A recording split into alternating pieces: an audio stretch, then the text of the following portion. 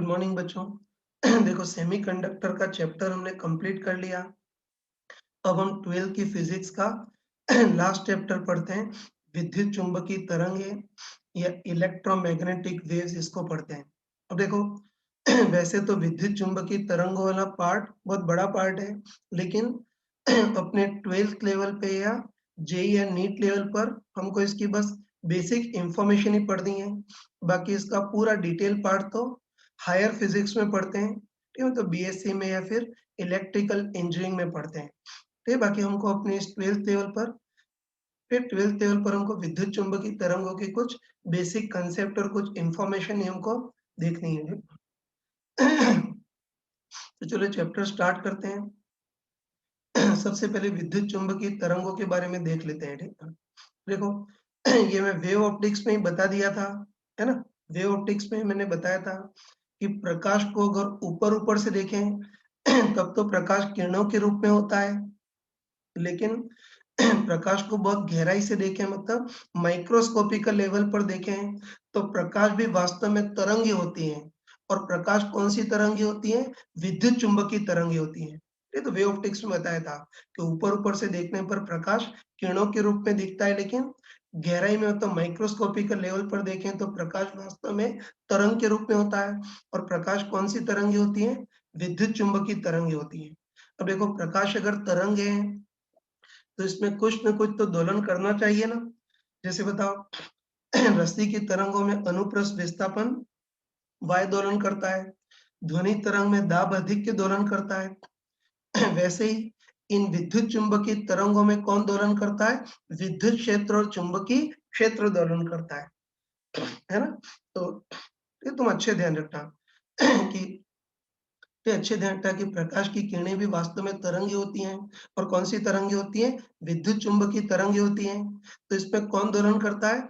विद्युत क्षेत्र और चुंबकीय क्षेत्र दोलन करते हैं, ठीक है। ठीक है, और अच्छे ध्यान रखना ये वेव ऑप्टिक्स में बताया था कि प्रकाश तरंगों में क्या होता है कि प्रकाश तरंगें तो आगे बढ़ती हैं और इस दौरान विद्युत क्षेत्र और चुंबकीय क्षेत्र तरंग गति के लंबवत दिशा में दोलन करते हैं। इससे प्रकाश तरंग या विद्युत चुंबकीय तरंग एक प्रकार की अनुप्रस्थ तरंगे होती हैं, ठीक है। ये तो वेव ऑप्टिक्स में बताया था कि प्रकाश की किरण या प्रकाश की तरंग ऐसे आगे बढ़ रही हो तो इस दौरान विद्युत क्षेत्र और चुंबकीय क्षेत्र तरंग प्रवाह या तरंग गति के लंबवत दिशा में दोलन करते हैं। इसलिए जो प्रकाश तरंगे होती हैं वो एक प्रकार की अनुप्रस्थ तरंगे होती हैं। उसके बाद एक और चीज ध्यान रखना, है ना। एक और चीज ध्यान रखना कि प्रकाश तरंग या विद्युत चुंबकीय तरंग में तरंग आगे बढ़ती है और इस दौरान विद्युत क्षेत्र और चुंबकीय क्षेत्र तरंग गति के तो लंबवत दोलन करते ही हैं, लेकिन ये परस्पर एक दूसरे के भी लंबवत दोलन करते हैं। ये ध्यान रखना तुम कि विद्युत क्षेत्र और चुंबकीय क्षेत्र तरंग गति के तो लंबवत दोलन करते ही हैं, लेकिन परस्पर भी लंबवत दिशा में दोलन करते हैं। मतलब सिंपल शब्दों में ऐसा बोल सकते हैं कि प्रकाश की कोई किरण या प्रकाश की तरंग एक्स दिशा में आगे बढ़ रही हो तो इस दौरान विद्युत क्षेत्र y दिशा में दोलन करेगा और चुंबकीय क्षेत्र z दिशा में दोलन करेगा।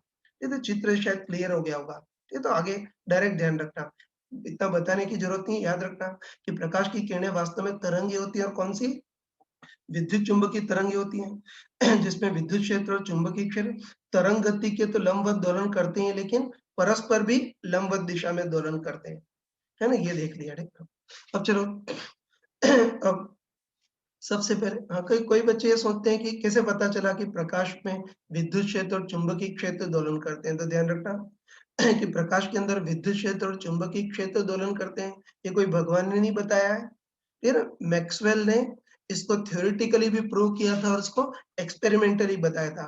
तो मैक्सवेल की समीकरणों को सॉल्व करना और वो डिटेल चीज अपने सिलेबस में नहीं है, ठीक है। वो हायर साइंस में पढ़ोगे, लेकिन अभी थोड़ा इंफॉर्मेशन की फॉर्म में ध्यान रखना है। तो चलो सबसे पहले देखते हैं कि प्रकाश तरंगे या विद्युत चुंबकीय तरंगों का वेग या चाल कितनी होती है वो देख लेते हैं, है ना। ये तुमने ज्योमेट्रिकल ऑप्टिक्स में पढ़ा होगा, है ना। और वे ऑप्टिक्स में ही बताया था कि प्रकाश की, है ना, वे ऑप्टिक्स में ही बताया था कि प्रकाश की तरंगे या विद्युत चुंबकीय तरंगे अगर हवा या निर्वात में गति करें तो उनका वेग अधिकतम होता है। है तो ध्यान रखना तुम कि प्रकाश की किरणें या विद्युत चुम्बकीय तरंगे हवा या निर्वात में गति करें तब तो इनका वेग अधिकतम होता है और कितना होता है 1/√μ0 एप्सिलॉन नॉट। ये भी मैक्सवेल के इलेक्ट्रोमैग्नेटिक प्रिंसिपल से ही आया है। ठीक है, इंफॉर्मेशन की फॉर्म में ध्यान रखना कि प्रकाश की किरणें या विद्युत चुम्बकीय तरंगे हवा या निर्वात में गति करें तो हवा या निर्वात में तो इनका वेग अधिकतम होता है और कितना होता है 1/√μ0 एप्सिलॉन नॉट होता है। देखना और इन सब की वैल्यू रखते हैं तो हवा या निर्वात में प्रकाश का वेग कितना होता है 3 इंटू 10⁸ है ना, पढ़ा होगा कि हवा या निर्वात में प्रकाश का वेग अधिकतम होता है और कितना होता है 1/√μ0 एप्सिलॉन नॉट। जहाँ एप्सिलॉन नॉट तो निर्वात की विद्युतशीलता और म्यू नॉट निर्वात की चुंबकीयशीलता। इन सब का अगर मान रखते हैं तो हवा या निर्वात में प्रकाश का वेग अधिकतम आता है 3 इंटू 10⁸ मीटर पर सेकेंड आता है और हवा या निर्वात में प्रकाश का जो वेग होता है उसको सी नॉट बोलते हैं। तो 1/√μ0 एप्सिलॉन नॉट मतलब 3 इंटू 10⁸ मीटर पर सेकेंड होता है।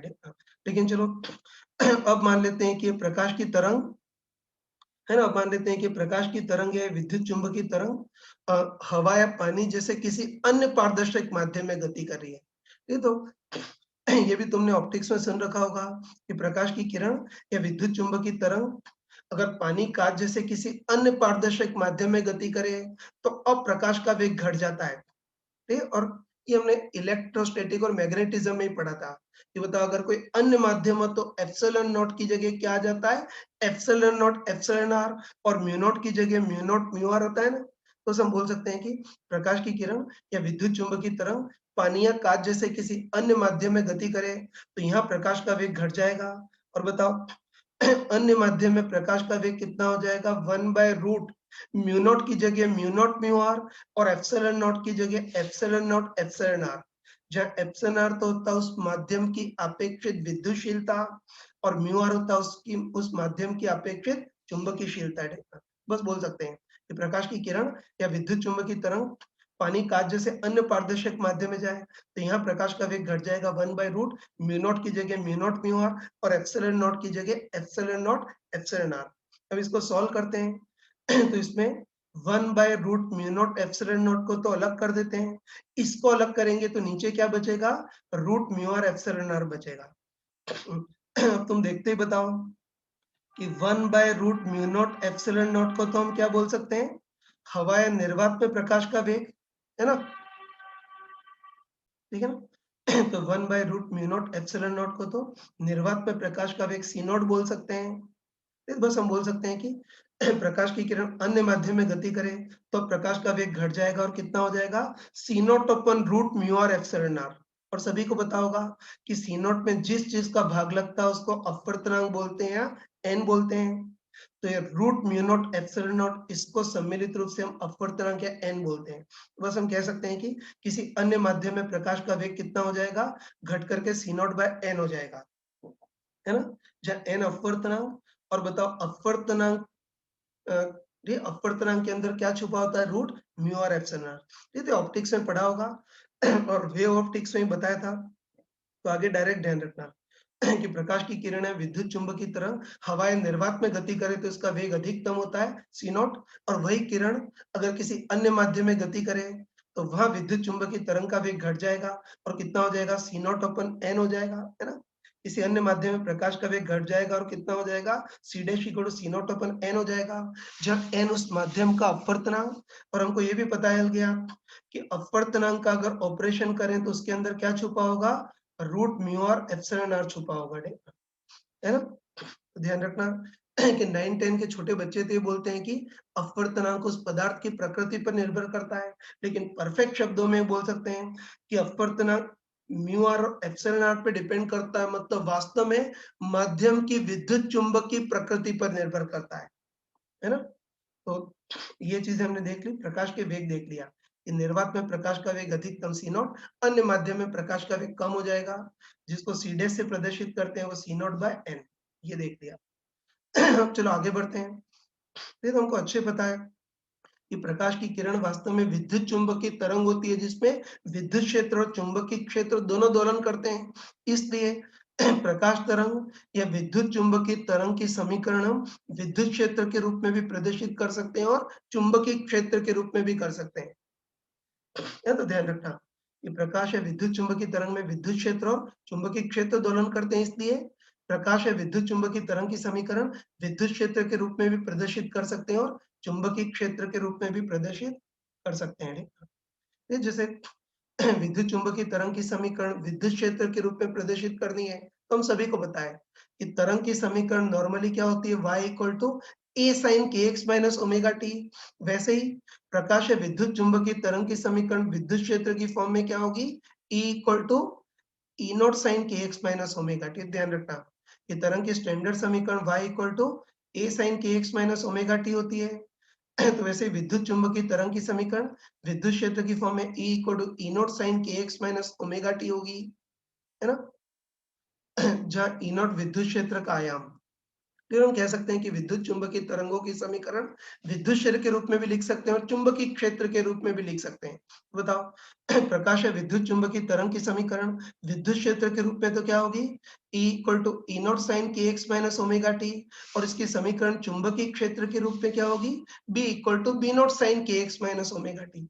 जहाँ ई नॉट तो विद्युत क्षेत्र का आयाम और बी नॉट चुंबकीय क्षेत्र का आयाम होगा। ठीक है, आगे तो पता है कि k जो होता है उसको कोणीय तरंग संख्या बोलते हैं। इसके अंदर क्या छुपा होता है, 2 पाई बाय लैम्ब्डा, और ओमेगा कोणीय आवृत्ति, उसको खोल करके 2 पाई f लिख सकते हैं, ये सब पता होगा। ये तो ये कह सकते हैं कि प्रकाश विद्युत चुम्बकीय तरंग होती है, इसलिए उसकी समीकरण विद्युत क्षेत्र के रूप में भी प्रदर्शित कर सकते हैं और चुंबकीय क्षेत्र के रूप में भी।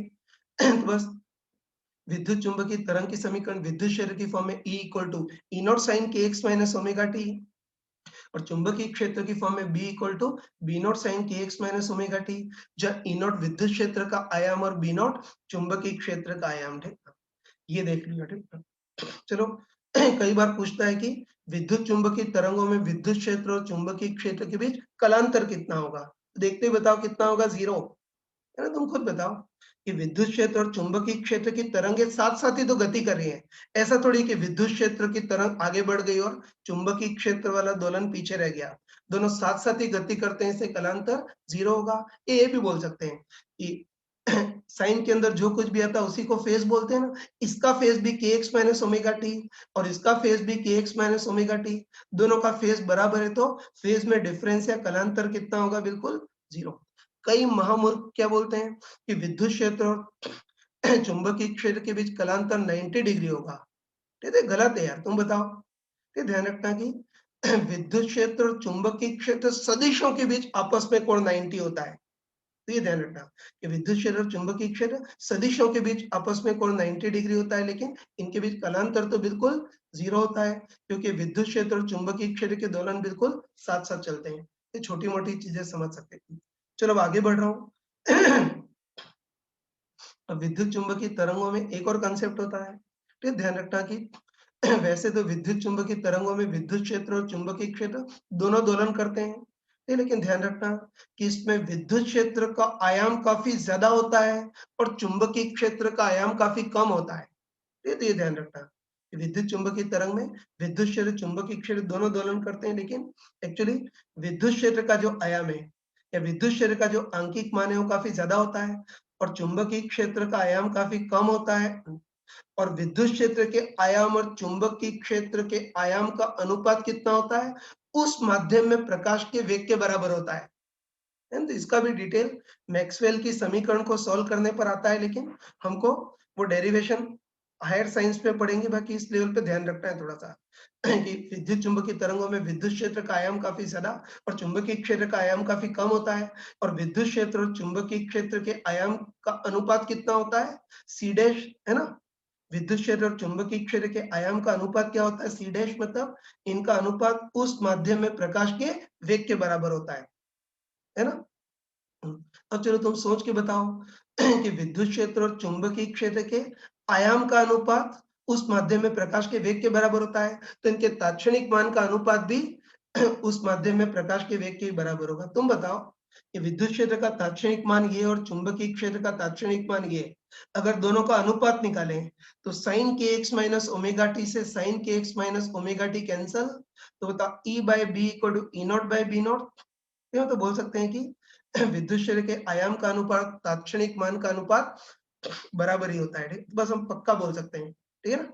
कि विद्युत चुम्बकीय तरंगों में विद्युत क्षेत्र और चुंबकीय क्षेत्र के तात्क्षणिक मान का अनुपात या विद्युत क्षेत्र और चुंबकीय क्षेत्र के आयाम का अनुपात कितना होता है? सी डैश के बराबर होता है, मतलब उस माध्यम में प्रकाश की चाल के बराबर होता है, ठीक है? जैसे पहले मान लेते हैं कि प्रकाश की किरण हवाएं निर्वात में गति कर रही है, तो हमको अच्छे पता है कि हवाएं निर्वात में तो प्रकाश का वेग c नॉट होता है, इससे हवाएं निर्वात में तो विद्युत क्षेत्र और चुंबकीय क्षेत्र के आयाम का अनुपात सिंपली c नॉट ही होगा। लेकिन चलो अब मान लेते हैं कि प्रकाश की किरण हवा या कांच जैसे किसी पारदर्शक माध्यम में गति कर रही है, और हम अभी देख चुके हैं कि प्रकाश की किरण हवा या कांच जैसे किसी प्रकाश की किरण हवा या कांच जैसे किसी अन्य पारदर्शिक माध्यम में गति करे, तो उस माध्यम में प्रकाश का वेग c नॉट बाय n होता है, मतलब उस माध्यम में विद्युत क्षेत्र और चुंबकीय क्षेत्र के तात्क्षणिक मान का या आयाम का अनुपात कितना होगा? उस माध्यम में प्रकाश का वेग c नॉट बाय n के बराबर होगा। ये तो छोटी चीज है, लेकिन लोग गलती करते हैं, ये ध्यान रखना दोनों। विद्युत क्षेत्र और चुंबकीय क्षेत्र के तात्क्षणिक मान का अनुपात या इनके आयाम का अनुपात कितना होता है? उस माध्यम में प्रकाश के वेग के बराबर होता है। अगर वो किरण हवा में गति कर रही है, तो इनका अनुपात हवा में प्रकाश के वेग के बराबर, मतलब c नॉट होगा, और वही किरण पानी या कांच जैसे किसी पारदर्शक माध्यम में गति कर रही हो, तो फिर इनका अनुपात उस माध्यम में प्रकाश के वेग मतलब c नॉट बाय n के बराबर होगा। ये तुम खुद कर सकते हो।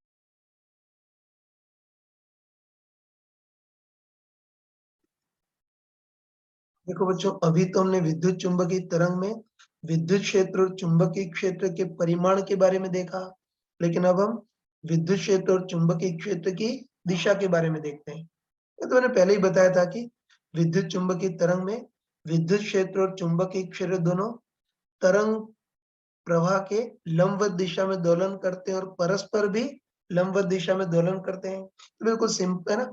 बिल्कुल सिंपल शब्दों में बोल सकते हैं कि प्रकाश की कोई भी किरण या प्रकाश की तरंग x दिशा में आगे बढ़ रही हो, तो इस दौरान विद्युत क्षेत्र y दिशा में दोलन करता है और चुंबकीय क्षेत्र z दिशा में दोलन करता है।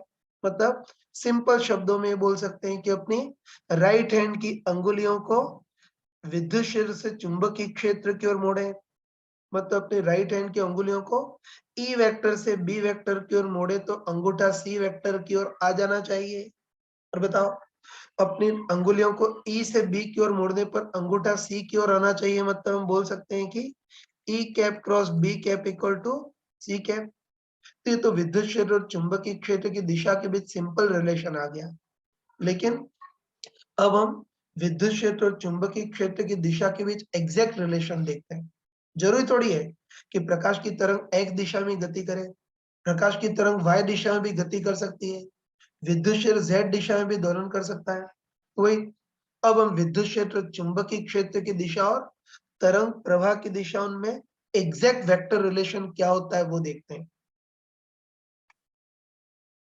फिर बच्चों देखो, तुमने वेक्टर में आई कैप जे कैप और के कैप के क्रॉस प्रोडक्ट करने की स्किल पढ़ी होगी, वो घड़ी वाली ट्रिक पढ़ी होगी। वही ट्रिक विद्युत चुंबकीय तरंगों के लिए भी लग जाती है। चलो एक बार थोड़ा सा शॉर्ट में बता देता हूँ कि वही आई कैप जे कैप और के कैप का क्रॉस प्रोडक्ट कैसे करते हो, घड़ी वाली ट्रिक क्या होती है, बहुत शॉर्ट में बता देता हूँ ना, जो तुमने वेक्टर में पढ़ी होगी है ना। जैसे मान लेते हैं कि अपनी दीवार घड़ी है, जिसमें 3 या 6 या 9 और 12 की डिजिट लगी होती है ना, तो हमको पता है ना, हमको होता है कि घड़ी के ऑर्डर से देखें तो 3 के बाद 6 आता है, 6 के बाद 9 आता है, 9 के बाद 12 आता है, और घड़ी के ऑर्डर में देखें तो 12 के बाद वापस 3 आता है ना? अब देखो, अब मान लेते हैं है ना? तो ये मान लेते हैं कि इस बार भी वही दीवार घड़ी है, लेकिन हमने सारी डिजिट मिटा दी, और सारी डिजिट मिटा करके हमने केवल आई कैप, जे कैप और के कैप लिखा, है ना? तो तुम बताओ, जैसे घड़ी में 3 के बाद 6, 6 के बाद 9, 9 के बाद 12, और घड़ी के क्रम में देखें तो 12 के बाद वापस 3 आता है। वैसे यहाँ भी देख सकते हैं ना, यहाँ भी देख सकते हैं, बताओ, आई कैप, जे कैप, के कैप लिखा है ना, तो घड़ी के क्रम से देखें तो आई कैप के बाद जे कैप, जे कैप के बाद के कैप, और घड़ी के क्रम से देखें तो के कैप के बाद वापस आई कैप आएगा। और पढ़ा होगा कि इसी ऑर्डर में, मतलब इसी क्रम में अगर क्रॉस प्रोडक्ट हो तो पॉजिटिव होता है, और अगर उल्टा क्रम हो तो सजा मिलती है, नेगेटिव होता है ना? आई कैप, जे कैप, के कैप का क्रॉस प्रोडक्ट करने की स्किल पढ़ी होगी, है ना? ये तुमको पता होगा, है ना? पढ़ा होगा तुमने वेक्टर में। तो तुमको पता होगा कि आई कैप जे कैप और के कैप हो, तो किन्हीं भी दो का क्रॉस प्रोडक्ट करने पर आंसर तीसरी दिशा में आता है। मतलब आई और जे का क्रॉस प्रोडक्ट करने पर आंसर के की दिशा में, जे और के का क्रॉस प्रोडक्ट करने पर आंसर आई कैप की दिशा में, और आई और के का क्रॉस प्रोडक्ट करने पर आंसर जे की दिशा में आता है। तो पता है कि किन्हीं भी दो का क्रॉस प्रोडक्ट करने पर आंसर तीसरी दिशा में आता है। बस प्लस आएगा माइनस आएगा वो देखता है, तो उसके लिए वही घड़ी की ट्रिक होती है कि आई कैप के बाद जे कैप, जे कैप के बाद के कैप, और घड़ी के क्रम में देखें तो के कैप के बाद वापस आई कैप आएगा। इसी क्रम में क्रॉस प्रोडक्ट है तो पॉजिटिव, और उल्टा क्रम है तो सजा मिलेगी नेगेटिव है। तो चलो एक बार फटाफट देख लेते हैं। जैसे कि आई कैप क्रॉस जे कैप देखना है ना। तो हमको पता है कि आई और जे का क्रॉस प्रोडक्ट करने पर आंसर तीसरी दिशा में तो के कैप में आएगा, वो तो पक्का है। प्लस आएगा माइनस वो देखना है। तो बताओ है ना, हमको पता है कि घड़ी के क्रम से देखें तो आई कैप के बाद जे कैप आना चाहिए, और यहाँ आई कैप के बाद ही जे कैप आ रहा है, सीधा क्रम है से प्लस। उसी टाइप से सेम उसी लॉजिक से बोल सकते हैं कि J cap cross K cap equal to I cap, और उसी लॉजिक से बोल सकते हैं कि K cap cross I cap equal to J cap. अब कुछ उठ पटांग ले रहा हूँ केस है ना। जैसे कि हमको देखना है कि के कैप क्रॉस जे कैप कितना होगा वो देखना है, पढ़ रखा होगा है ना। तो हमको पता है कि के और जे का क्रॉस प्रोडक्ट करने पर आंसर तीसरी दिशा में तो आई कैप में आएगा, प्लस आएगा माइनस वो देखना है। तो हमको पता है कि आई के बाद जे, और घड़ी के क्रम में देखें तो जे कैप के बाद के कैप आना चाहिए, जबकि इस बार के कैप के बाद जे कैप आ रहा, उल्टा क्रम में से सजा मिलेगी, माइनस आएगा, माइनस आई कैप। ऐसे ही चलो आई कैप क्रॉस के कैप करते हैं। तो हमको पता है कि आई और के का क्रॉस प्रोडक्ट करने पर आंसर तीसरी दिशा जे कैप में आएगा, प्लस आएगा माइनस वो देखना है। तो हमको पता है कि घड़ी के क्रम से देखें तो आई कैप के बाद जे कैप, जे कैप के बाद के कैप, और घड़ी के क्रम में देखें तो के कैप के बाद वापस आई कैप आना चाहिए, जबकि इस बार आई कैप के बाद के कैप उल्टा क्रम है तो सजा मिलेगी, नेगेटिव आएगा। तो इसका आई कैप क्रॉस के कैप का आंसर माइनस जे कैप। तो सब तुमने वेक्टर में पढ़ा।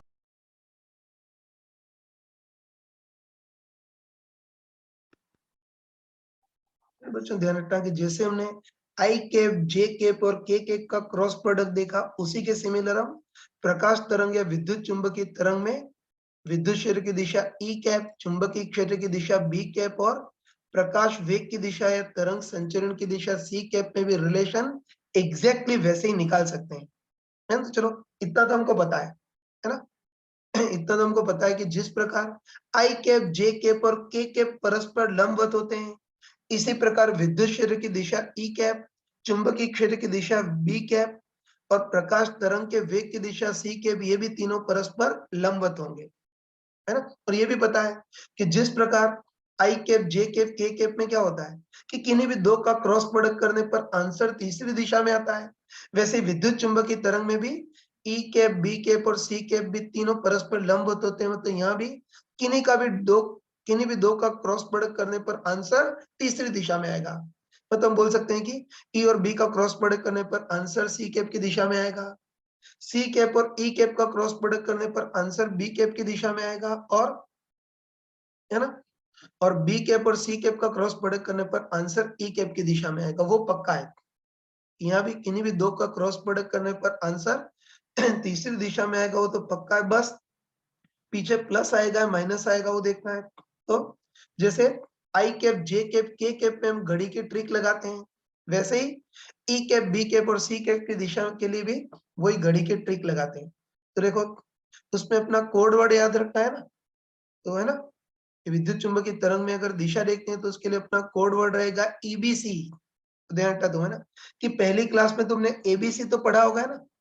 तो पहली क्लास में तुमने एबीसी तो पढ़ा होगा, लेकिन विद्युत चुंबकीय तरंगों की दिशा में अपना कोड वर्ड एबीसी की जगह ईबीसी, ये अपना कोड वर्ड रहेगा। तो चलो यहाँ भी दिशाओं को अगर एग्जैक्ट देखना है तो वही घड़ी की ट्रिक लगा सकते हैं, है ना। यहाँ भी घड़ी की ट्रिक लगा सकते हैं। चलो वही मान लेते हैं कोई दीवार घड़ी है, और दीवार घड़ी पर जैसे आई कैप, जे कैप और के कैप को हमने क्रम से लिखा था, वैसे इधर ई कैप, बी कैप और सी कैप को क्रम से लिखेंगे।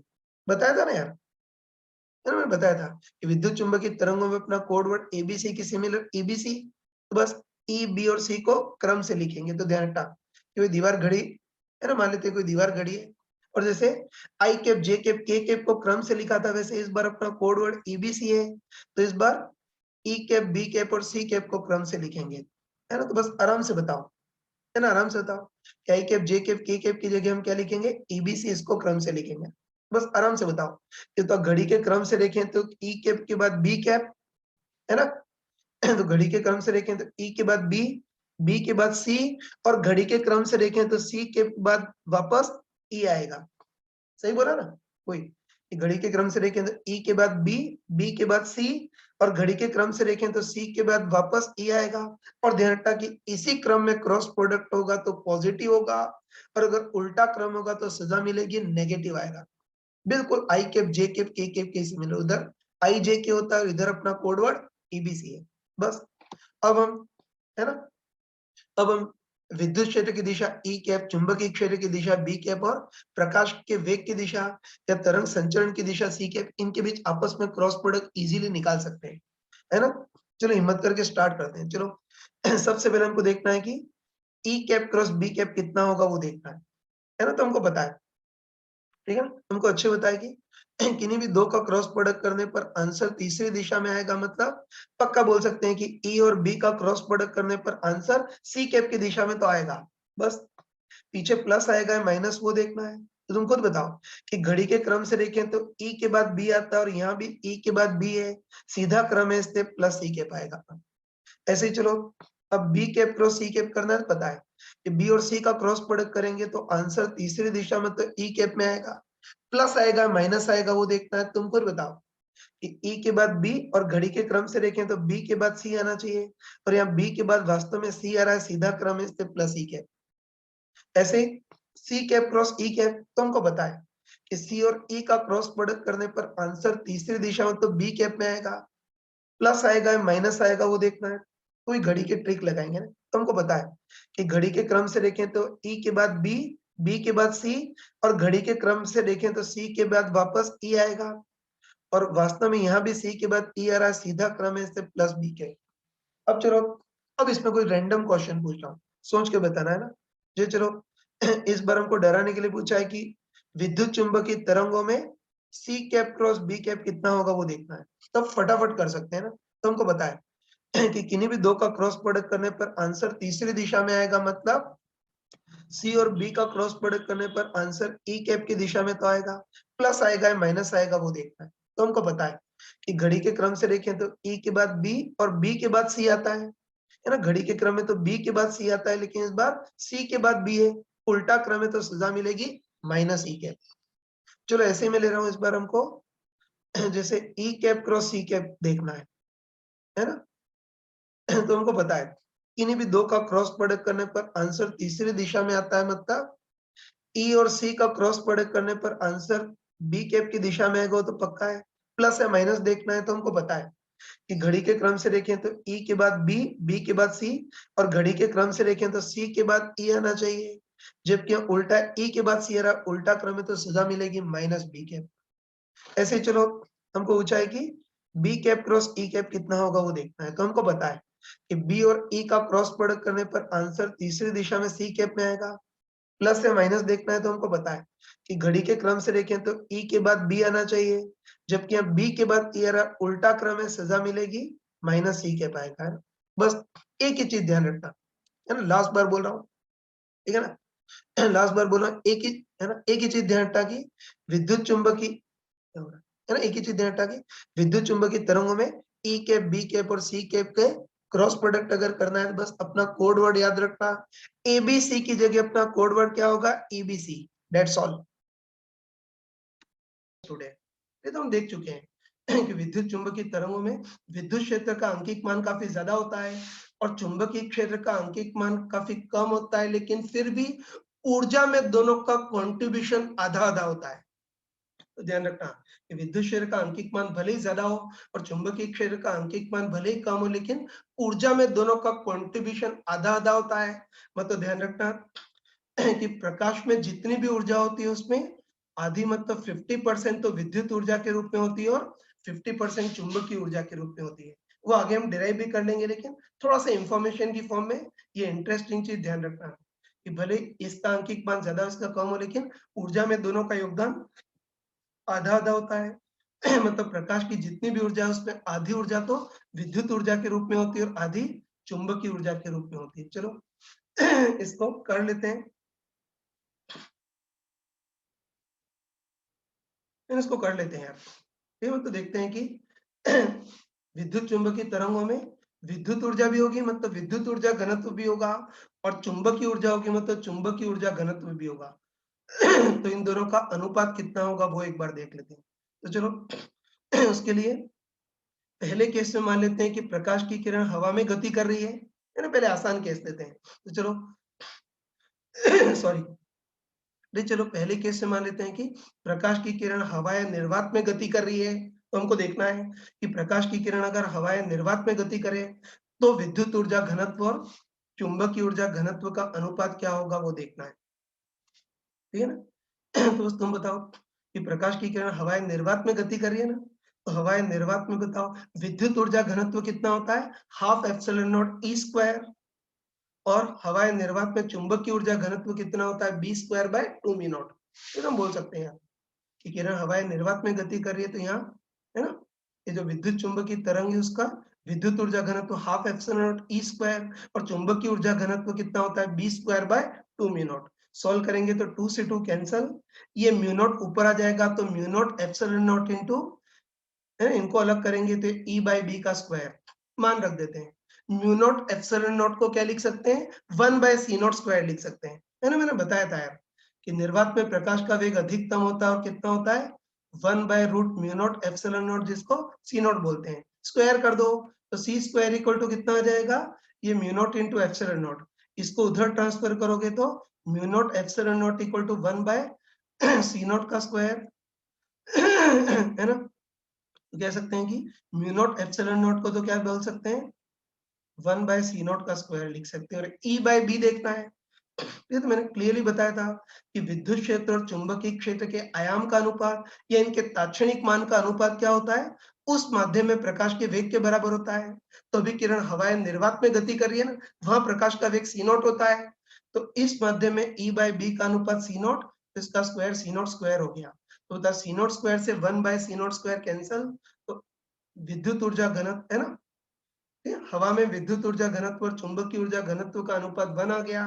मतलब पक्का है कि प्रकाश की किरण या विद्युत चुंबकीय तरंग अगर हवा में गति करे तब तो विद्युत ऊर्जा घनत्व और चुंबकीय ऊर्जा घनत्व बिल्कुल बराबर होता है ना। मैथमेटिकली देख लिया कि किरण हवा या निर्वात में गति करे तो यहाँ तो विद्युत ऊर्जा घनत्व और चुंबकीय ऊर्जा घनत्व समान होता है। लेकिन अब सेकेंड केस लेते हैं, है ना। तो चलो इस बार भी मान लेते हैं कि प्रकाश की किरणें मतलब विद्युत चुंबकीय तरंग है, लेकिन इस बार जो विद्युत चुंबकीय तरंग है वो हवा में गति नहीं कर रही है, पानी या कांच जैसे किसी अन्य पारदर्शक माध्यम में गति कर रही है ना। तो वही कि प्रकाश की किरणें विद्युत चुंबकीय तरंग है लेकिन हवा में नहीं, इस बार पानी या कांच जैसे किसी अन्य पारदर्शक माध्यम में गति कर रही है, जिसकी अपेक्षित विद्युतशीलता एप्सिलॉन आर और अपेक्षित चुंबकीयशीलता म्यू आर मान लेते हैं। तो हमको पता है कि इस अन्य माध्यम में प्रकाश का वेग कम हो जाएगा, और अन्य माध्यम में प्रकाश का वेग कितना होगा, 1 बाय रूट म्यू नॉट की जगह म्यू नॉट म्यू आर, और एप्सिलॉन नॉट की जगह एप्सिलॉन आर, और अन्य माध्यम में प्रकाश का जो वेग होता है उसको सी डैश बोलते हैं। तो बस इस अन्य माध्यम में विद्युत ऊर्जा और चुंबकीय ऊर्जा घनत्व का अनुपात क्या होगा वो देखना है। ये तो हमको डायरेक्ट पता है कि हवाई निर्वात में तो विद्युत ऊर्जा घनत्व half epsilon naught into E square, लेकिन इस बार अन्य माध्यम में तो एप्सिलॉन नॉट की जगह epsilon naught into epsilon r आ जाएगा। तो अन्य माध्यम में विद्युत ऊर्जा घनत्व हाफ एप्सिलॉन नॉट की जगह epsilon not epsilon R E square. और अब चुंबकीय ऊर्जा घनत्व देखना है, पता है कि निर्वात में तो चुंबकीय ऊर्जा घनत्व B square by 2 mu naught, लेकिन इस माध्यम में चुंबकीय ऊर्जा घनत्व बी स्क्वायर बाय 2 और म्यू नॉट की जगह mu naught mu R. Solve करेंगे तो 2 से 2 कैंसल, 2 से 2 कैंसल करेंगे। ये तो बताओ ये सब तो ऊपर आ जाएंगे तो क्या आ जाएगा, mu naught mu are epsilon are, और इन दोनों को अलग लिखेंगे तो ई बाय बी का स्क्वायर।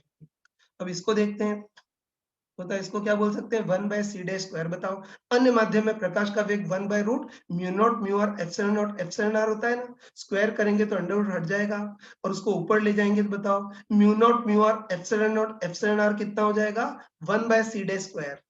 तो इस पूरे नमूने को हम क्या लिख सकते हैं, 1 बाय सी डे स्क्वायर लिख सकते हैं। और इसको देखना तो मैंने बताया था कि है ना, मैं बताया था कि विद्युत क्षेत्र और चुंबकीय क्षेत्र के तात्क्षणिक मान का अनुपात क्या होता है?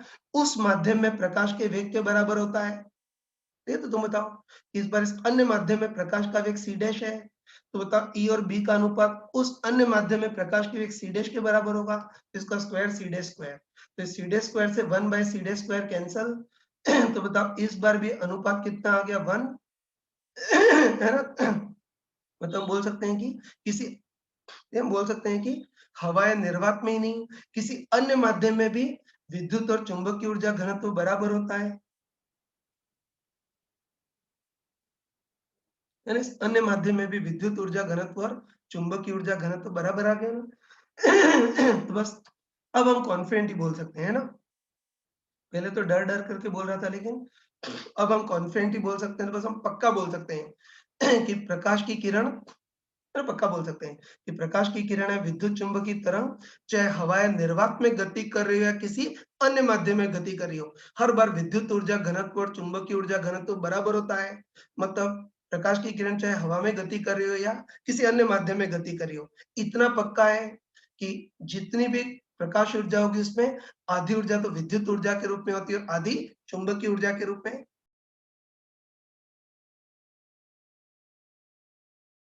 ठीक है, एग्जाम्पल है, ध्यान से देखना है। देखो देखो इसमें हमको दे रखा है कि हवा या निर्वात का माध्यम है और उसमें प्रकाश की किरण या विद्युत चुंबकीय तरंग गति कर रही है ना? और हमको अच्छे पता है कि निर्वात या हवा में प्रकाश का वेग अधिकतम होता है, c नॉट होता है, जिसका मान 3 × 10 की पावर 8 मीटर पर सेकंड, और हमको दे रखा है कि प्रकाश की किरण हवा या निर्वात में गति कर रही है और x दिशा में आगे बढ़ रही है। तो हमको अच्छे पता है, हमको अच्छे पता है कि प्रकाश की किरण विद्युत चुंबकीय तरंग होती है, जिसमें विद्युत क्षेत्र और चुंबकीय क्षेत्र दोलन करते हैं। तो हमको दे रखा है कि किसी क्षण, है ना, हमको दे रखा है किसी क्षण तात्क्षणिक विद्युत क्षेत्र हमको दे रखा है 6.3 वोल्ट पर मीटर जे कैप। जे कैप मतलब इस क्षण विद्युत क्षेत्र का तात्क्षणिक मान तो 6.3 वोल्ट पर मीटर है और इसकी दिशा कैसी है? y दिशा में है, ठीक है। तो बस हमको देखना है कि किसी क्षण विद्युत क्षेत्र का तात्क्षणिक मान इतना है, तो उस क्षण चुंबकीय क्षेत्र का तात्क्षणिक मान कितना होगा वो देखना है ना? स्टार्ट करते हैं, ठीक है। बस हमको बहुत अच्छे पता है, हमको अच्छे पता है कि प्रकाश वास्तव में विद्युत चुंबकीय तरंग होती है, जिसमें विद्युत क्षेत्र और चुंबकीय क्षेत्र दोनों दोलन करते हैं। और देखो मैंने अभी तुमको चमका कर बताया है कि प्रकाश तरंग या विद्युत चुंबकीय तरंग में विद्युत क्षेत्र का आयाम तो काफी ज्यादा होता है और चुंबकीय क्षेत्र का आयाम काफी कम होता है। ये तो मैंने तुमको क्लियरली बताया था कि विद्युत चुंबकीय तरंगों में विद्युत क्षेत्र चुंबकीय क्षेत्र के आयाम का अनुपात या विद्युत क्षेत्र और चुंबकीय क्षेत्र के तात्क्षणिक मान का अनुपात कितना होता है, उस माध्यम में प्रकाश के वेग के बराबर होता है। तो बस बोल सकते हैं कि इस बार भी विद्युत चुंबकीय तरंग में विद्युत क्षेत्र और चुंबकीय क्षेत्र के आयाम या तात्क्षणिक मान का अनुपात कितना होगा, उस माध्यम में प्रकाश के वेग के बराबर होगा। तो इस बार किरण हवा में गति कर रही है ना, तो इन दोनों का अनुपात हवा या निर्वात में प्रकाश के वेग के बराबर होगा, मतलब c नॉट के बराबर होगा। बस कर सकते हैं ना। तो विद्युत क्षेत्र का तात्क्षणिक मान तो हमको 6.3 दे रखा है, अपन चुंबकीय क्षेत्र का तात्क्षणिक मान निकालना है और उनका अनुपात क्या होगा, इस माध्यम में प्रकाश के वेग के बराबर, मतलब c नॉट, मतलब 3 × 10 की पावर 8 मीटर पर सेकेंड ये होगा। ठीक है, तो इसको सॉल्व कर लेना। तो डायरेक्ट बता रहा हूँ कि इसको सॉल्व करेंगे तो इस क्षण चुंबकीय क्षेत्र का तात्क्षणिक मान तुम्हारे पास आएगा 2.1 × 10 की पावर -8 टेस्ला। ठीक है ना? तो इस समय विद्युत क्षेत्र का तात्क्षणिक मान 6.3 है, तो इस क्षण चुंबकीय क्षेत्र का तात्क्षणिक मान 2.1 × 10 की पावर -8 टेस्ला ये आ गया। पहले ही बताया था कि विद्युत क्षेत्र का अंकिक मान ज्यादा होता है और चुंबकीय क्षेत्र का अंकिक मान कम होता है, ये आ गया। अब देखो ये तो, है ना, ये तो इस क्षण चुंबकीय क्षेत्र का तात्क्षणिक मान आ गया या चुंबकीय क्षेत्र का तात्क्षणिक परिमाण आ गया। अब इस समय हमको चुंबकीय क्षेत्र सदिश कितना होगा वो देखना है। तो इतना तो पता है, इस क्षण चुंबकीय क्षेत्र का तात्क्षणिक मान या परिमाण तो 2.1 × 10 की पावर -8 टेस्ला होगा।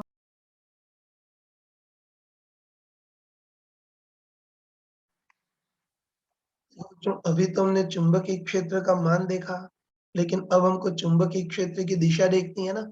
तो देखो इस क्वेश्चन में प्रकाश के वेग की दिशा मतलब तरंग के संचरण की दिशा x दिशा दे रखी है। उसके बाद विद्युत क्षेत्र की दिशा j के मतलब y दिशा में।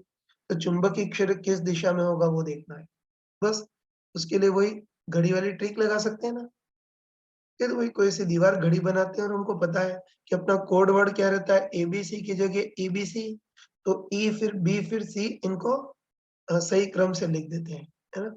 बस बताओ, प्रकाश के वेग की दिशा x दिशा है, विद्युत क्षेत्र की दिशा y दिशा है, चुंबकीय क्षेत्र की दिशा निकालनी है ना। मतलब हमको एक्चुअली सी कैप और ई कैप के क्रॉस प्रोडक्ट का फॉर्मूला देखना है ना। सही है ना।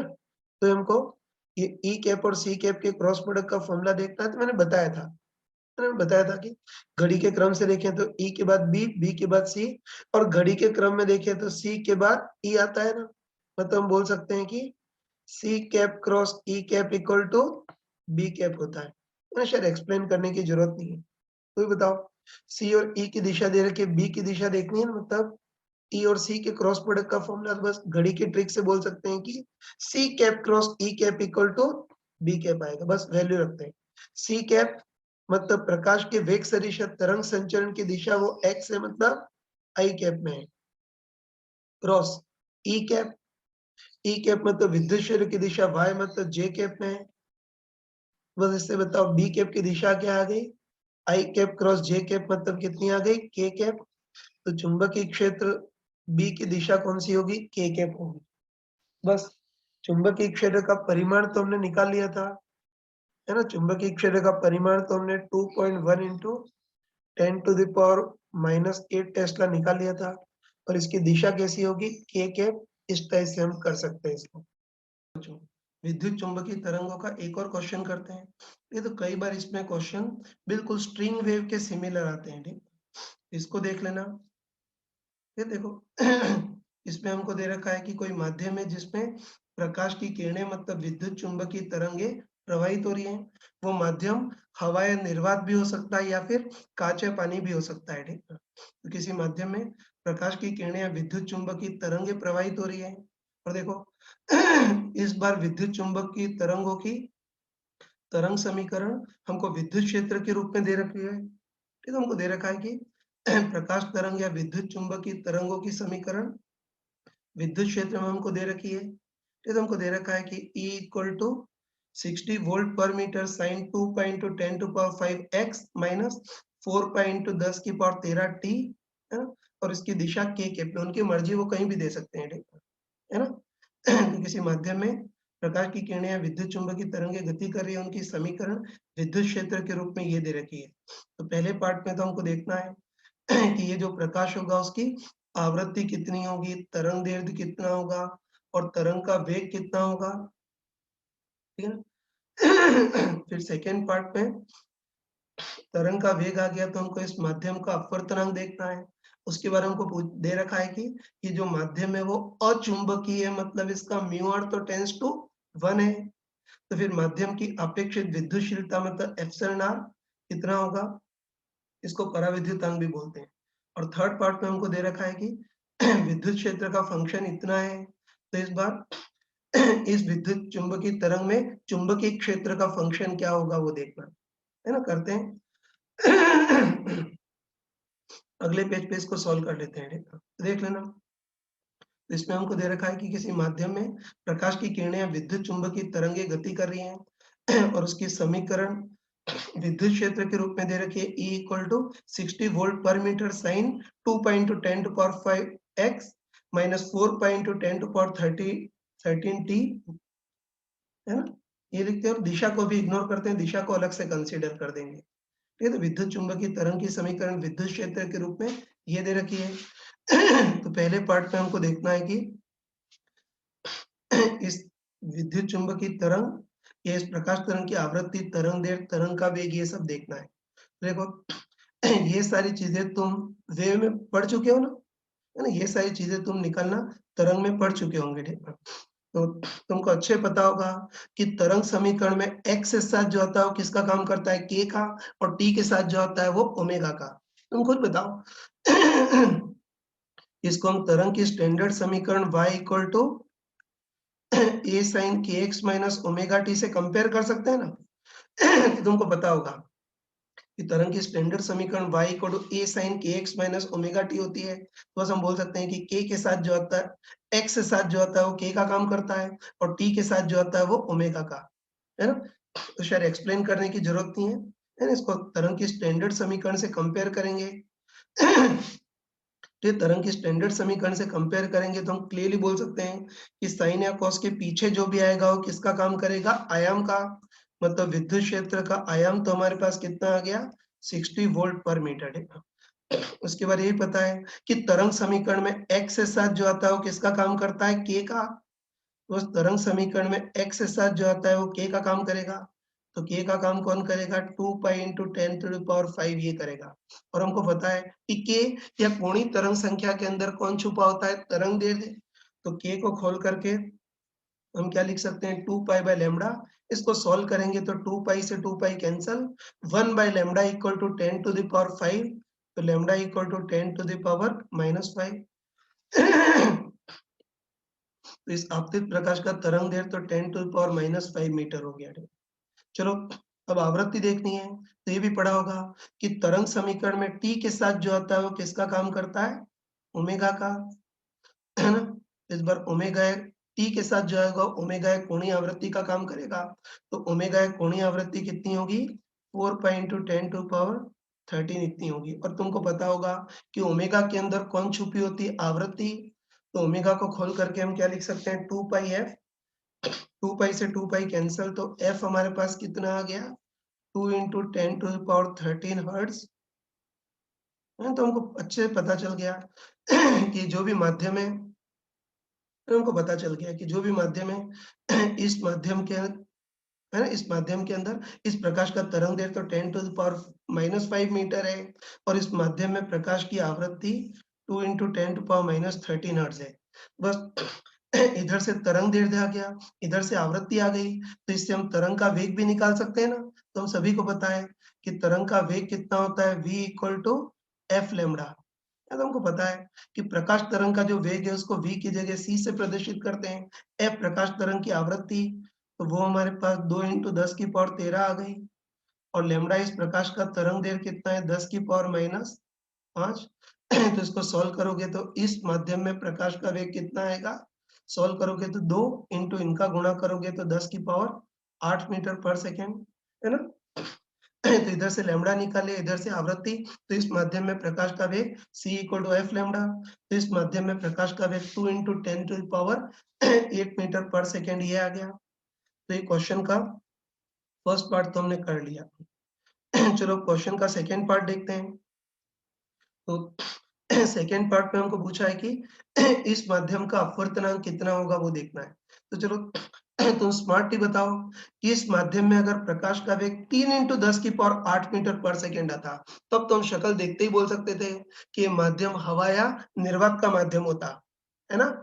तो प्रकाश का वेग 3 इंटू 10⁸ मीटर पर सेकेंड आता, तब तो हम देखते ही बता सकते थे कि ये माध्यम हवा या निर्वात का माध्यम है। लेकिन बताओ, है ना, बताओ इस बार इस माध्यम में प्रकाश का वेग 3 इंटू 10⁸ नहीं है, 2 इंटू 10⁸ मीटर पर सेकेंड है। मतलब इस माध्यम में प्रकाश का वेग सी नॉट से कम है ना। मतलब कंफर्म है कि इस बार ये माध्यम हवा या निर्वात का नहीं होगा, इस बार कोई अन्य माध्यम होगा। ठीक है। तो बोल सकते हैं कि इस माध्यम में प्रकाश का वेग सी नॉट से कम है ना, मतलब हवा या निर्वात नहीं, कोई अन्य माध्यम है ना। और हमको अच्छे पता है, हमको अच्छे पता है कि हवा या निर्वात में प्रकाश का वेग अधिकतम होता है सी नॉट, और अगर कोई अन्य माध्यम हो तो वहां प्रकाश का वेग घट जाता है और कितना हो जाता है, सी नॉट बाय एन हो जाता है, जहाँ एन उस माध्यम का अपवर्तनांक। तो बस तुम बताओ कि इस माध्यम में प्रकाश का वेग कितना है, 2 इंटू 10⁸ मीटर पर सेकेंड, है ना। और उसको हम क्या लिख सकते हैं, सी नॉट बाय एन। तो सी नॉट निर्वात में प्रकाश का वेग 3 इंटू 10⁸ अपन एन। तो इसको सॉल्व करेंगे तो एन इक्वल टू 3/2। तो इस माध्यम का अपवर्तनांक 3/2 हो गया। ठीक, ये तो मैंने फालतू लिखा है, तुम तो ये डायरेक्ट कर सकते थे, है ना, यहीं से कर सकते थे कि यह वेग, है ना, इस माध्यम में प्रकाश का वेग सी नॉट से कम है, मतलब निर्वात नहीं कोई अन्य माध्यम होगा। और अन्य माध्यम में प्रकाश के वेग को हम क्या लिख सकते हैं, सी नॉट बाय एन।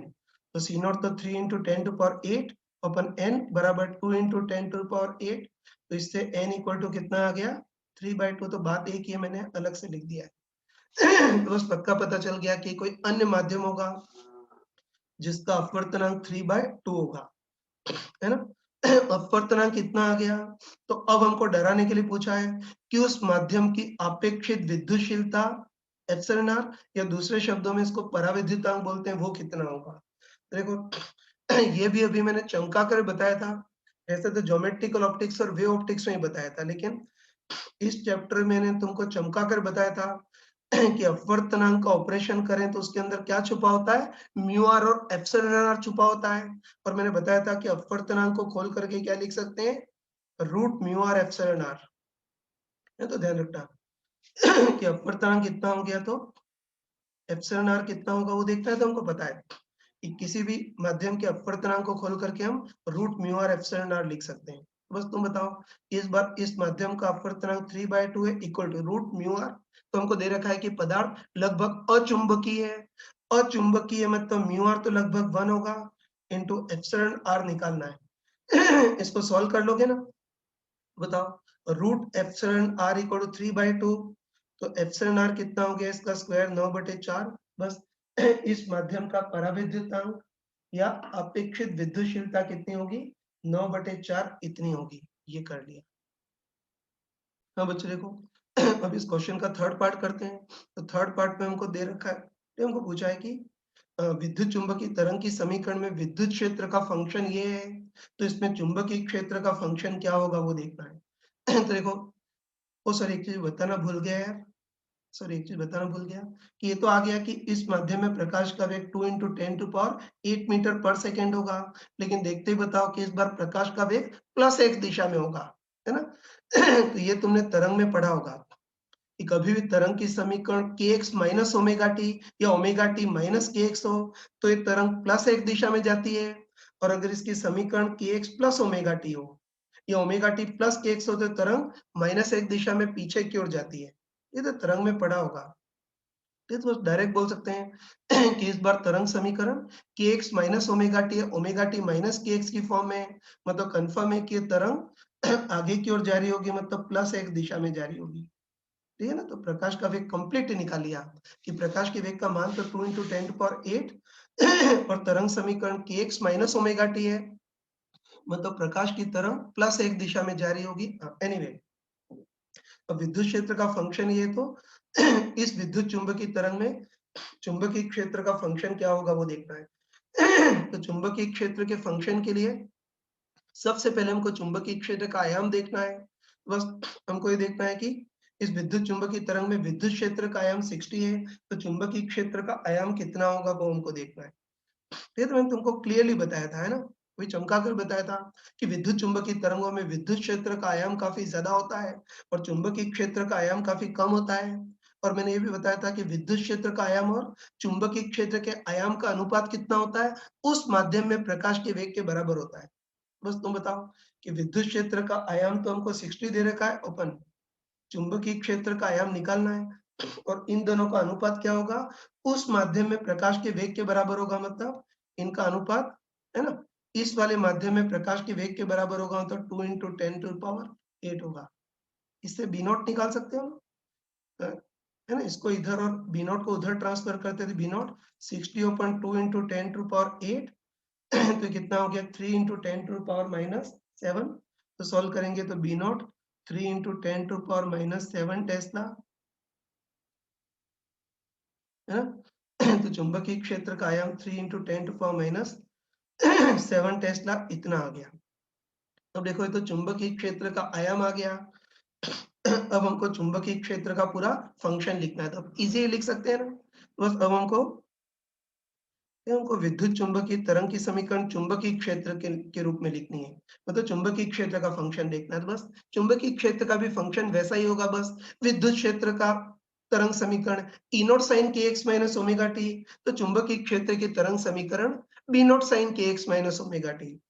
ये तो चुंबकीय क्षेत्र का भी फंक्शन वही होगा, बस विद्युत क्षेत्र का आयाम ई नॉट की जगह चुंबकीय क्षेत्र का आयाम बी नॉट हो जाएगा, जो कितना है 3 into 10 की पावर -7 टेस्ला है, और आगे तो एक्सप्रेशन वही रहेगा sin kx minus omega T वही रहेगा। तो आगे वाला पार्ट तो वही रहेगा sin 2 pi into 10 to the power 5x minus 4 pi into 10 to the power 13 t।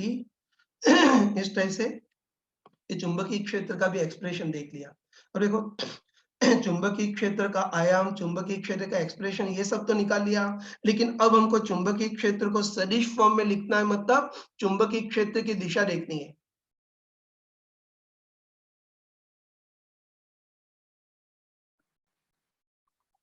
तो तरंग के समीकरण से ये तो हमने निकाल लिया था कि प्रकाश तरंग के वेग की दिशा मतलब तरंग के संचरण की दिशा x दिशा मतलब i कैप है। वैसे मैं बताना भूल गया था, लेकिन इस क्वेश्चन में हमको दे रखा है कि विद्युत क्षेत्र की दिशा k कैप मतलब प्लस z दिशा में है। तो इस बार विद्युत चुंबकीय तरंग में चुंबकीय क्षेत्र की दिशा कौन सी होगी वो देखना है ना? तो उसमें वो अपनी घड़ी की ट्रिक लगा सकते हैं, है ना? अब तो मुझे बताने की भी जरूरत नहीं है, सिंपली दीवार घड़ी मान लेते हैं, है ना? और वो अपना कोड वर्ड क्या था, एबीसी की जगह ईबीसी, तो ई फिर बी फिर सी, इनको क्रम से लिखते हैं। हाँ, बस सी और ई की दिशा दे रखी है, बी की दिशा देखनी है, तो बस हमको सी और ई के, है ना, हमको सी और ई के क्रॉस प्रोडक्ट का फॉर्मूला देखना है।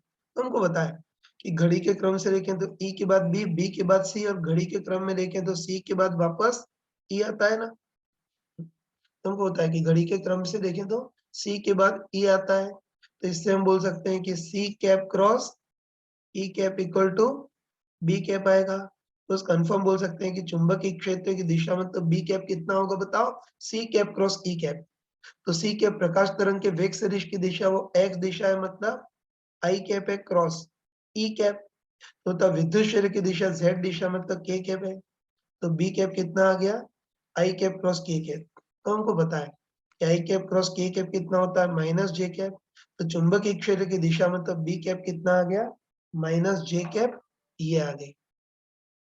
बस अब हम विद्युत चुंबकीय तरंगों में किन्हीं भी दो की दिशा दे रखी हो तो तीसरे की दिशा इजीली निकाल सकते हैं। बस अब इसके क्वेश्चन इजीली कर सकते हैं। ठीक है, एक क्वेश्चन मैं कर रहा हूं, अगला तुमको दूंगा। ठीक है, देख लेना क्वेश्चन।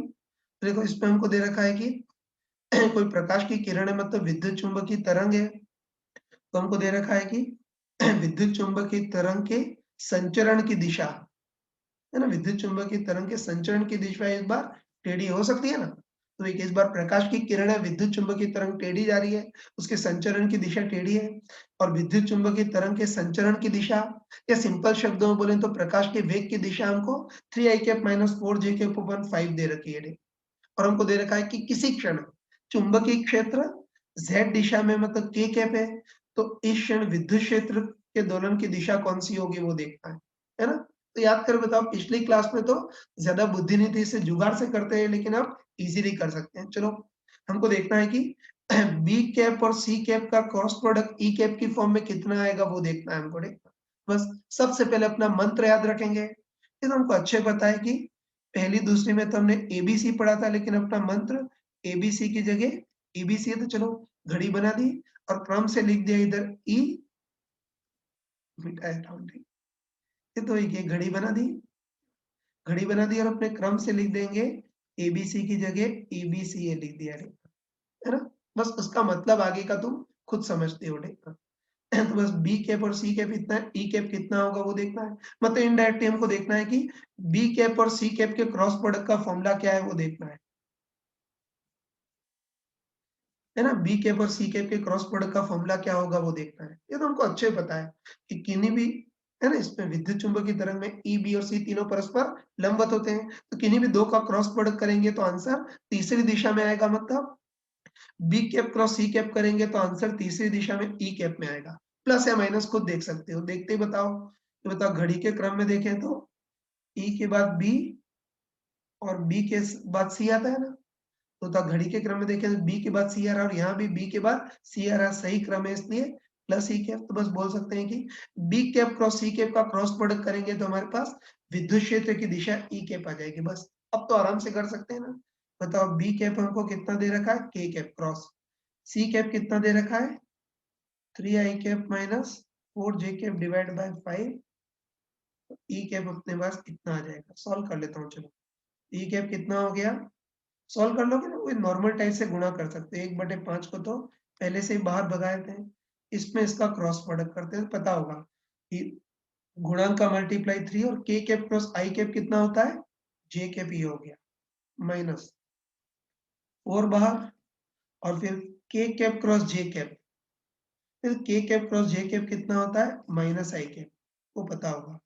इसको सॉल्व करेंगे तो विद्युत क्षेत्र की दिशा क्या हो गई, 4 I cap plus 3 J cap by 5।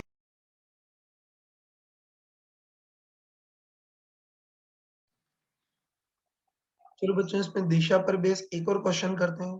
तो इस बार भी हमको दे रखा है कि प्रकाश तरंग है, मतलब कोई विद्युत चुंबकीय तरंग है, और उसमें विद्युत क्षेत्र की दिशा मतलब विद्युत क्षेत्र का एकांक सदिश किसी क्षण 5 I cap minus 12 K cap by 13 दे रखा है।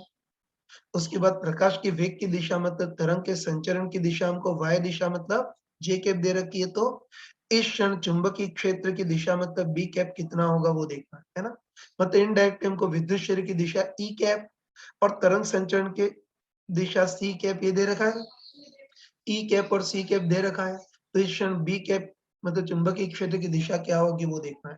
मतलब इनडायरेक्ट हमको विद्युत क्षेत्र e कैप और तरंग संचरण की दिशा c कैप, इन दोनों के क्रॉस प्रोडक्ट का फॉर्मूला देखना है।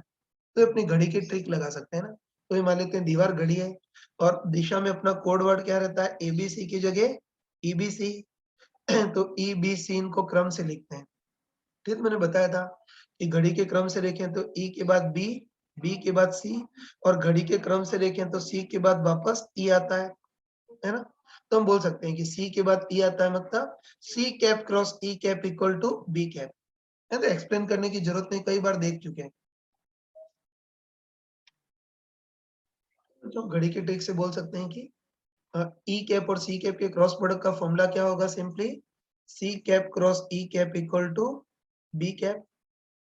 तो हम बोल सकते हैं कि simply B cap equal to कितना होगा, C cap cross E cap मान रखते हैं। तो सी कैप तो कितना है, J cap cross E cap कितना है, 5 I cap minus 13, sorry 5 I cap minus 12 K cap by 13 इतना है। बस इससे हम बी कैप निकाल सकते हैं। बताओ 1/13 को तो मोह माया से बाहर ही रखते हैं। पहले इसमें इसका क्रॉस प्रोडक्ट, तो संख्याओं का गुणा तो 5 और जे कैप क्रॉस आई कैप उल्टा क्रम है से माइनस के कैप, वो पता होगा। फिर इसमें इसका गुणा करते हैं तो बताओ संख्याओं का गुणा तो -12 और जे कैप क्रॉस के कैप कितना हो गया, आई कैप। तो इससे हम बोल सकते हैं कि इस क्षण चुंबकीय क्षेत्र की दिशा या चुंबकीय क्षेत्र का एकांक सदिश कितना होगा, -12 आई कैप -5 के कैप बाय 13। तो इस टाइप से दिशा के क्वेश्चन तुम इस घड़ी के ट्रिक से इजीली कर सकते हैं।